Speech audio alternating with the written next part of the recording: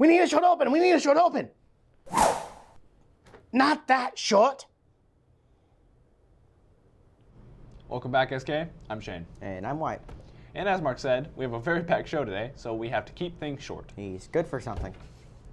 AP testing is starting Monday, which means the library will be closed for the next 2 weeks. Chromebook and charger checkouts will only be 1 hour.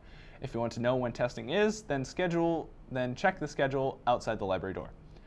No matter if they are in AP classes or not, sophomores and juniors have to get their Zello lessons done for their high school and beyond plan. It is a graduation requirement, so it is best not to wait. You should also not wait to buy a yearbook if you have not already. There are only 200 copies left before they are gone for good. The final countdown to the Spring Play Festival is on. In 7 days, the curtain opens on several wonderful plays that are so different and unique, they'll give Doctor Strange's new movie a run for its money. Get your tickets now at tinyurl.com/SKHS events. The deadline for 4 scholarships from Port Orchard Rotary is Monday, so if you want the money, apply now. Military Mondays are still happening in the Career Center. Coming up is the Army. If you would like to see what they have to offer, march on down during your lunch. From marching to sailing, Mr. Goodwin has a special announcement related to NJRTOC. Good morning, Wolves. I'm with you this morning to announce the NJRTOC Top Leadership Selectees for the 2022-2023 school year. 2021-22 has been a very successful year for Wolf Battalion. Battalion cadets provided over 1,400 hours of service to their school and community, and the Wolf Battalion Color Guard also performed at over 20 events this year, supporting the school, the football and basketball teams, the school district, and local fraternal organizations. The efforts of the cadets are a tribute to this year's leadership under Cadets Regina Obnial, the commanding officer, Earl Davenport, executive officer, Jameson Cannon Izado, operations officer, and Daryl Acuzar, battalion senior chief. Cadets in the top leadership positions have shown not only dedication to the NJROTC program in South Kitsap, they also stand out from their peers as good students, outstanding leaders, and role models for others to emulate. Selection for these positions is a great honor, and it comes with additional responsibilities and extra time requirements to coordinate the efforts of 130 other cadets. These cadets have demonstrated their abilities and personified the Navy Corps values of honor, courage, and commitment. It's my great pleasure to announce next year's SK Wolf Battalion Top 4 leaders. For Battalion Senior Enlisted Advisor, Cadet Chief Petty Officer Robert Wawrzynski.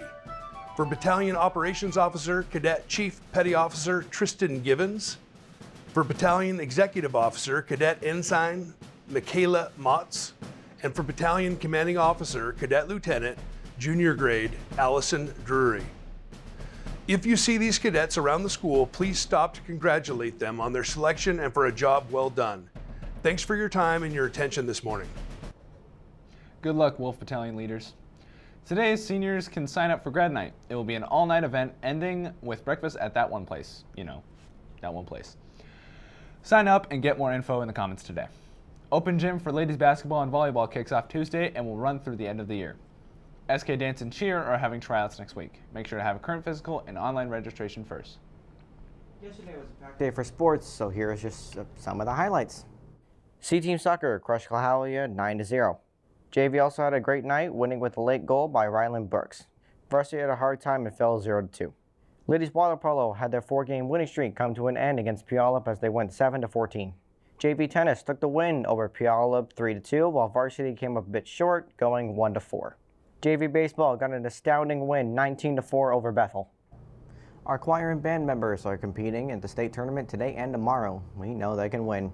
Even with all the stuff going on outside of the school, we have something important to talk about for the school. When choir comes back, they, like all of us, will be seeing some new four-legged students in the halls.